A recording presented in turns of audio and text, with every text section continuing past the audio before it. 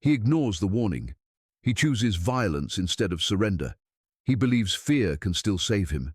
He robs, threatens, and runs deeper into darkness. The law closes in from every direction. Roadblocks rise, wanted posters spread. His name becomes a curse. He's no longer a rebel, only a hunted ghost drifting from town to town. Every step he takes tightens the noose around his fate. A final desperate escape turns into a deadly trap. Gunfire echoes, sirens scream, and cold steel locks around his wrists.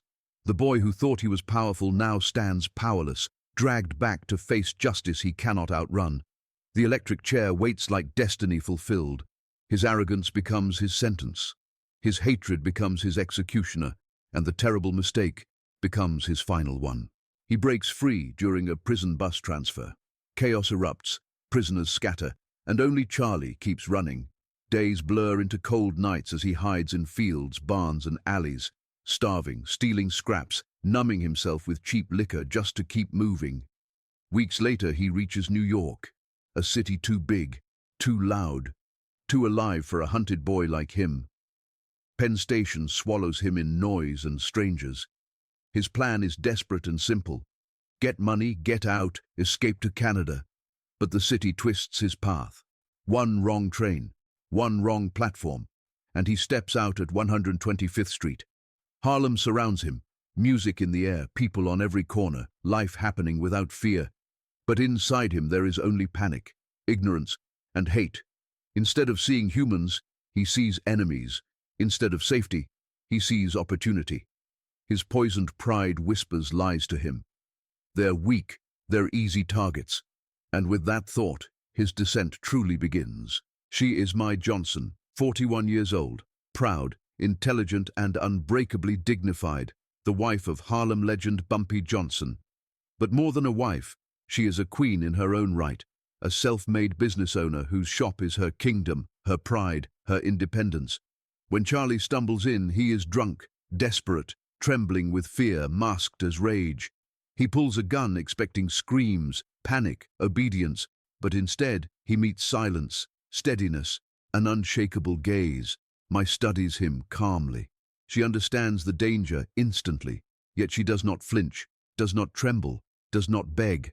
Instead, she controls the room with her presence. She locks the door with deliberate grace.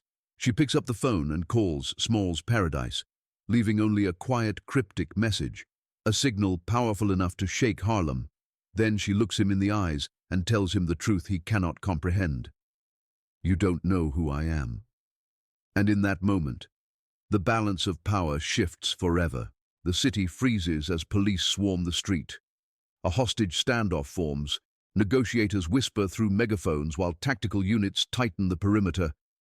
Charlie spirals into panic as reality crashes in. Harlem gathers in silence. 200 residents stand shoulder to shoulder, calm, united, refusing to scatter. We're not interfering, we're witnessing. Their presence is power. Captain Henderson arrives and understands instantly. This isn't just police business. This is Harlem politics. This is Bumpy Johnson's shadow stretching across the city. 4 hours drag like eternity. Charlie shakes, sweating, unraveling under fear, exhaustion, and withdrawal. But my Johnson stays steady, composed, unbreakable. She speaks softly, cutting through his panic, tells him the truth no one else will say. Georgia will kill him quickly, but if Bumpy gets to him, his suffering will not be brief. And outside, Harlem waits, silent, watching, knowing this story will not end quietly. The phone call changes everything. Henderson tells him the truth. Your only hope is to surrender, because Bumpy Johnson is here. Charlie looks outside and the crowd moves like parting water. Harlem holds its breath as their king walks forward, calm, unhurried, unstoppable. Bumpy enters not with noise, but with presence, his eyes cold, his face carved from control. A razor appears in his hand, and the click echoes like judgment. He gives Charlie the only choices that matter: surrender peacefully and face a quick death in Georgia, or resist and suffer something far worse first. Charlie's bravado collapses, His hate loses power. The lies he built himself upon crumble. He finally understands the truth.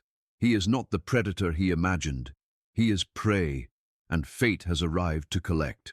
The waiting ends when Bumpy moves. The door explodes inward. The room erupts in motion. His razor flashes like lightning. Charlie panics and fires, but the 1911 jams in his trembling hands. Fate closing on him at last. In 8 unforgettable seconds, Bumpy becomes legend. He disarms Charlie with brutal precision, a controlled slice across the throat, not to kill, but to mark, to remind, to brand fear into memory.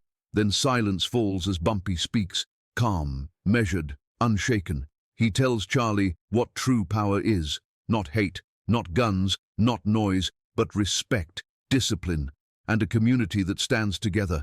The lesson lands harder than any blade, and Charlie finally understands. He was never powerful.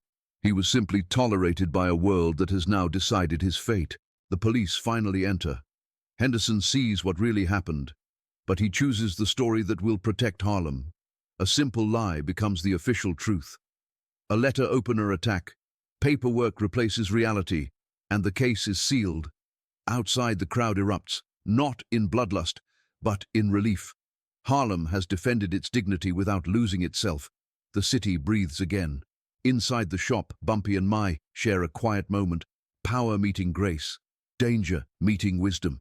No words needed to explain what almost happened, or how close everything came to breaking. There is respect in their silence, understanding in their eyes. Harlem remains safe, its queen unharmed, its king unchallenged, and the world outside will never truly know what it meant when the city stopped and then survived. Charlie is dragged back to Georgia. 19 stitches cross his throat, a permanent reminder of the day he underestimated Harlem. Prison walls close in around him once more. Each day passes in shame and silence. He tells lies about what happened, invents stories of fights and accidents. The truth is too humiliating to admit. And then the final night comes. May 15th, 1952. Midnight. The electric chair waits.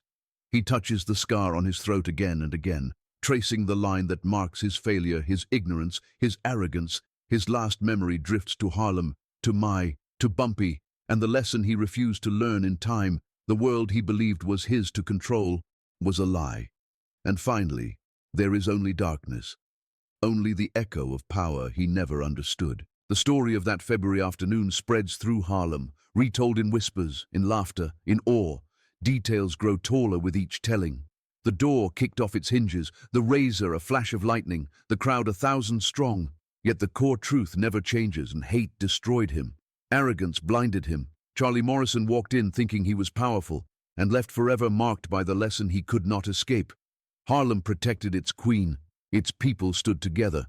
And Bumpy Johnson proved, without a single word of threat, who truly ruled the streets. The legend endures. Generations remember, and the scar on a death row inmate's throat remains a silent testament that power is earned, respect is demanded, and some mistakes can never be undone.